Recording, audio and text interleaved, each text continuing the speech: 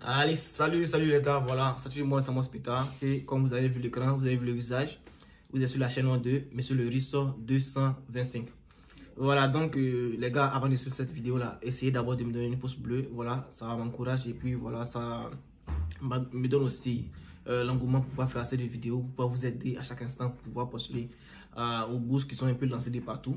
Et sachez que actuellement les bourses sont lancées et par exemple ceux qui voulaient étudier pour le printemps, c'est-à-dire pour janvier, déjà vous devez savoir que la date limite pour pouvoir avoir les candidatures dans les universités, c'est le 1er novembre, maximum le 1er novembre, maximum le 2 novembre ou le 5. Voilà, donc là c'est déjà bouclé. Donc les candidatures pour l'instant, où vous pouvez les avoir, peut-être c'est pour août prochain ou bien septembre prochain 2023. Voilà, donc ceux qui veulent postuler, essayez de le postuler un peu plus rapidement pour pouvoir essayer d'aller y étudier où vous voulez et quand vous voulez. Surtout ce que moi je voulais vous dire que tout est possible. Voilà, je vous dis et je redis, tout est possible pour celui qui veut vraiment aller postuler à l'extérieur, qui veut vraiment aller étudier à l'extérieur, excusez-moi. Voilà, donc aujourd'hui je suis juste là pour vous parler un peu des exemptions, c'est-à-dire en ce qui concerne la loi du gouvernement canadien qui avait comme ça décidé de faire des exemptions, qui avait comme ça décidé de réduire la charge des étudiants étrangers en ce qui concerne les provinces, c'est-à-dire ceux qui veulent aller comme ça étudier en province, vous allez payer les mêmes scolarités que les étudiants canadiens qui sont là-bas et tout ça.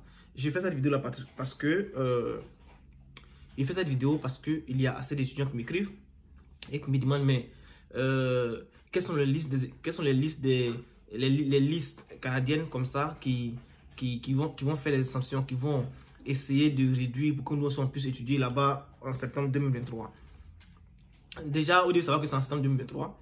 Et aussi, vous devez savoir que lorsque vous allez comme ça sur les sites, vous ne voyez pas directement que c'est ce site-là. En fait, on ne voit pas directement. Il y a des sites qui montrent, mais on ne voit pas directement que c'est cette université-là qui fait l'exemption.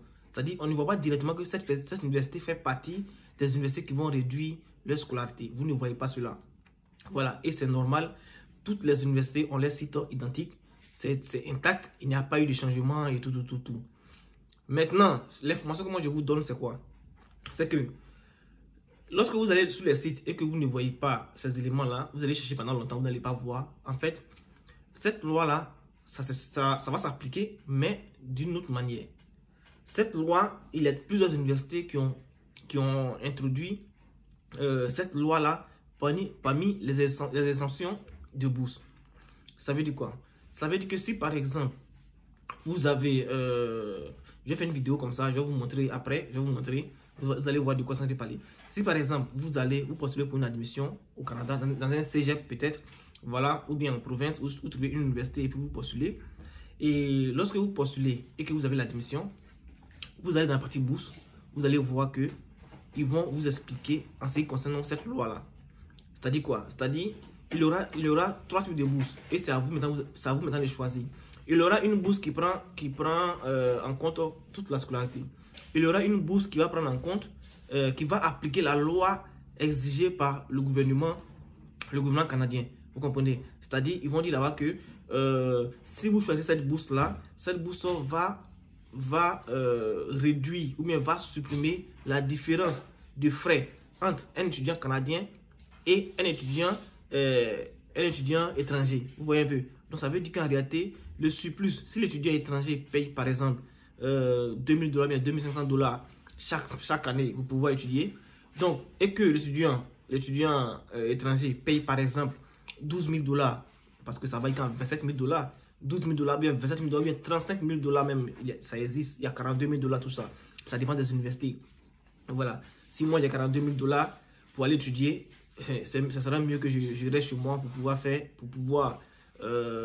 en tout cas, je parle pour moi, je parle pour vous. Si vous pensez que ce n'est rien, voilà, ce n'est rien. Donc, si par exemple un étudiant, si un étudiant par exemple canadien paye $2500 et que moi je vais y étudier à $35 000 bien à $27 000, ils vont faire la différence entre les $27 000 moins les $2000 du canadien, et les $25 000 seront annulés.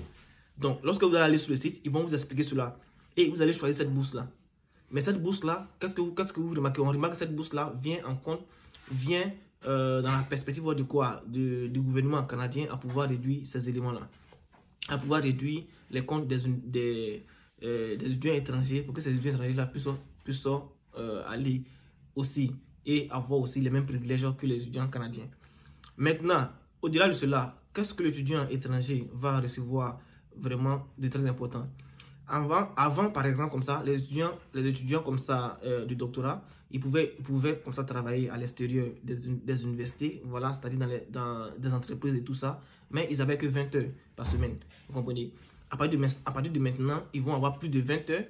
Et aussi, les étudiants de licence qui n'avaient pas le droit d'étudier à l'extérieur, c'est-à-dire qui peuvent étudier seulement qui peuvent travailler, excusez-moi, et aussi pour les étudiants de licence qui pouvaient travailler seulement qu'à l'intérieur des universités, peuvent aussi maintenant aller travailler à l'extérieur. En fait, ils ont besoin de main-d'œuvre. Vous comprenez? C'est vrai que c'est compliqué d'avoir les visas et tout, mais ces gens-là ont besoin de main-d'œuvre et ont besoin d'étudiants étrangers là-bas. Voilà, pour ne pas dire travailleurs, ils ont besoin d'étudiants étrangers et ces étudiants étrangers-là vont pouvoir travailler maintenant plus pour eux, pour pouvoir, dans les industries, dans les éléments, il y a plusieurs directions, il y a plusieurs domaines qui ont besoin vraiment de main-d'œuvre. Voilà, donc c'est un peu ça. Donc c'est pourquoi je voulais faire cette vidéo-là pour ceux, par exemple, comme ça, si je dois résumer, pour ceux, par exemple, comme ça, qui voulaient postuler dans une université canadienne, mais qui ne voient pas les universités qui appliquent les lois. Sachez que les universités qui appliquent les lois, cette loi-là est déjà dans les universités sous forme d'exemption. Voilà. Mais si vous trouvez une université qui vous dit directement que d'après la loi du gouvernement tant, vous avez une réduction de cela. Si vous trouvez ça aussi, c'est bien. Mais la plus grande partie des universités, vous allez trouver cette loi-là sous forme d'exemption, sous forme de bourse. Voilà. Donc, vous allez aller dans bourse, vous allez vérifier. Si vous voyez cela là-bas, alors vous postulez à cela. Maintenant, comment est-ce que vous allez postuler à cela? Une fois que vous avez l'admission, voilà, ils vont vous donner l'admission, ils vont vous dire, ok, maintenant que vous avez l'admission, prenez cette admission-là, écrivez une lettre. Il y a des universités où vous allez écrire une lettre pour envoyer à leur administration de bourse, vous comprenez, à leur administration de bourse ou bien l'administration des étudiants étrangers. Vous allez écrire, ils vont mettre le lien sur lequel vous devez envoyer votre lettre.